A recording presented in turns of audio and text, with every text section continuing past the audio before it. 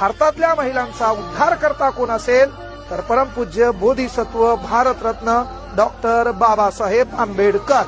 हे कोणीही नाकारता कामा नये. एका बाप माणसानं तुमच्यासाठी आपल्या कायदा मंत्री पदाचा राजीनामा दिला होता, ते म्हणजे डॉक्टर बाबासाहेब आंबेडकर, आणि त्यांनी मांडलं होतं हिंदू कोड बिल. मग त्या हिंदू कोड बिलामध्ये तुमच्याबद्दल काय मांडलं होतं? याच्या अगोदर चूल आणि मूल एवढीच तुमची व्याख्या होती. याच्या अगोदर तुमच्याकडे पाहण्याचा दृष्टिकोन हा वेगळा होता. आज तुम्ही पुरुषाच्या खांद्याला खांदा लावून कुठलीही लढाई लढू शकता.